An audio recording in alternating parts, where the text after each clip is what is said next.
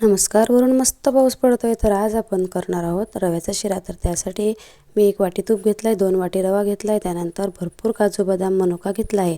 तर बघा अशा प्रकारे हा काजू बदाम मनुका कापून घेतला आणि रवा पण साफ करून घेतला. त्यानंतर 1 वाटीभर तूप घेऊन त्यामध्ये हे काजू बदाम मनुका छानपैकी आपल्याला तळून घ्यायचं आहे. बघा किती सुंदर असं दिसतंय. त्यानंतर थोडं गोल्डन झालं की याला काढून घ्यायचं आहे.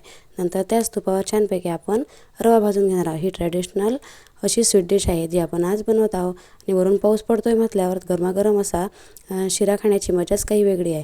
तर बघा अशा प्रकारे मी सगळीकडून रवा भाजून घेतला. मस्त सुगंध पसरेल व लालसर झाला की रवा झाला असं समजायचं. तूप कमी वाटत असेल तर अजून आपण तूप टाकू शकतो.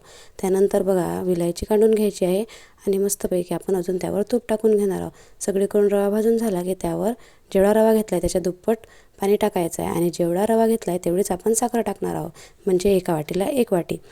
मेजरमेंट घेतलं की शिरा अगदी टेस्टी बनतो. तर बघा अशा प्रकारे साखर मेल्ट झाली की आपला शिरा तयार होईल. त्याच्या वातावरणात ही मस्त गरमागरम रव्याची रेसिपी अगदी मस्तपैकी ट्राय करा. आणि ही ट्रॅडिशनल अशी आपली रेसिपी तयार आहे. वरून विलायचीची पूड घालूया आणि आपण सर्व करूया. परिवारात गोड खाणारे असले की अगदी त्यांना आवडणारी ही डिश आहे. तर तुम्ही नक्की ट्राय करा आणि व्हिडिओ आवडल्यास लाईक करा, कमेंट करा, शेअर करा आणि सबस्क्राईब करा माझ्या चॅनलला. थँक्यू. Happy rainy season.